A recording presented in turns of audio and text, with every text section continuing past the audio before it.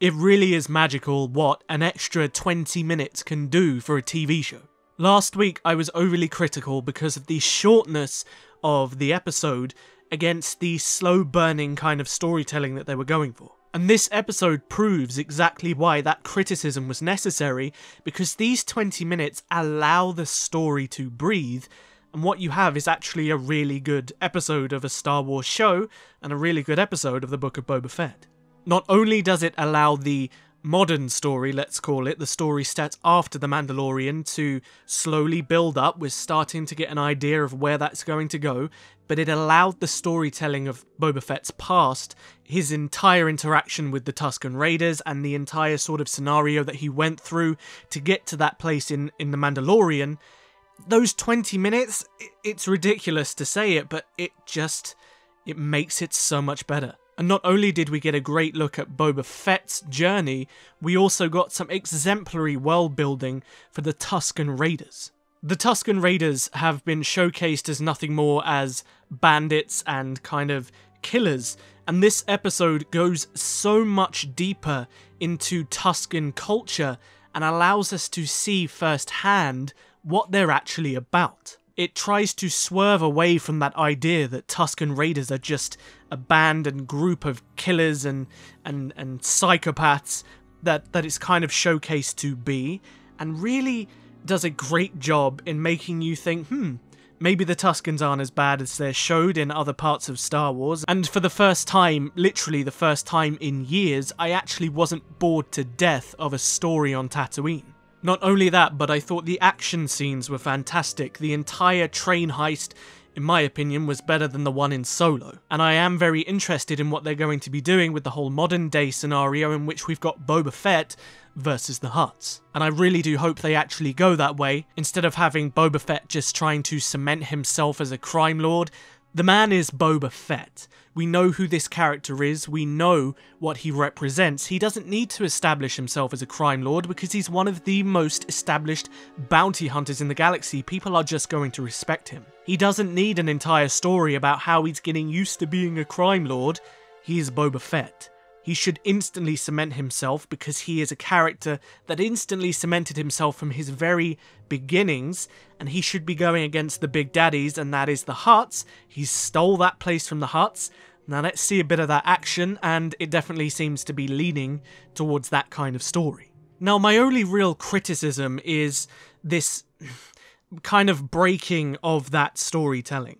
It seems to me as if we're going to have a little bit of storytelling post The Mandalorian, and then kind of flashbacks to how Boba Fett got himself into this position. And I think that's a little bit... I don't know, I just would have done it differently. I would have told the backstory part in the first 2 episodes or 3 episodes, and then went straight in with the modern storytelling.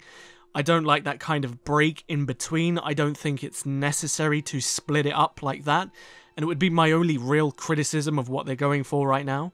With that said, it is an entirely different beast to the introduction episode, and it frustrates me because I don't understand why they didn't have a big introductory episode to lure people in.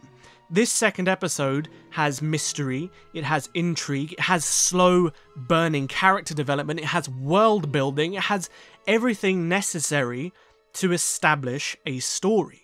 The first episode last week gave no real reason to come back to it. It didn't have a hook in any way, shape or form, and this episode does. The hook is that clash with the Hutts.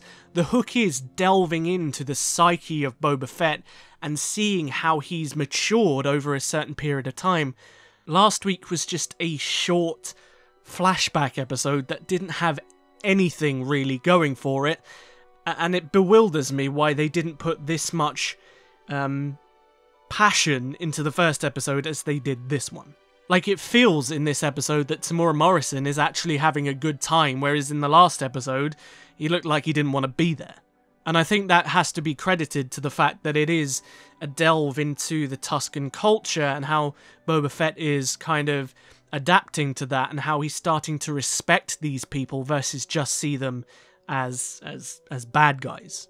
There is entire segments in this episode that are extremely well done, that are almost dialogueless, if that's even a word, where The performance is extremely well done through simple physical expression, and credit to Tamora Morrison and the people that were playing the Tusken Raiders because they did an absolutely fantastic job. Now, I really hope they keep up with these 45 to 50 minute episodes, because if I turn on episode 3 next week and it's 32 minutes long, I'm going to go absolutely apeshit, because this episode just proves why longer is better, and you don't necessarily need to have these high octane action set pieces which shorten the episodes by budget. You can have these slow burning, character driven stories and they work well, and this proves it perfectly. We finally have a hook, and we finally have a reason to want to watch the show just beyond the name Boba Fett, and I'm extremely excited for next week to see where they go.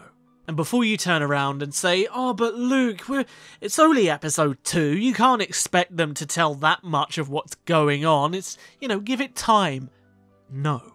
As a matter of fact, the most recent big Disney Plus TV show, which was Hawkeye, suffered from this exact problem, and it's going to affect the Book of Boba Fett if they don't do something about it. Hawkeye itself was an extremely slow-burning story just like this. They wanted to delve into character development and world building instead of action. And by the end of the show, there was so many things that didn't add up, there was a lack of resolution in terms of the character arcs, and the ending was extremely underwhelming because they just did not have time to tell the story. These miniseries do not work unless you move things quickly to tell the story that's trying to be told.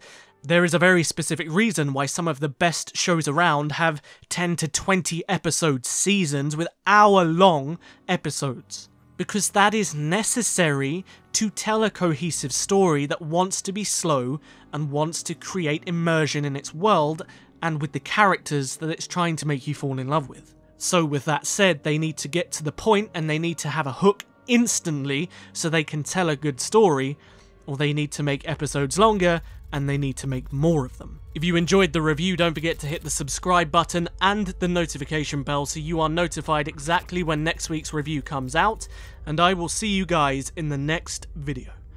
But until then, may the Force be with you. Always.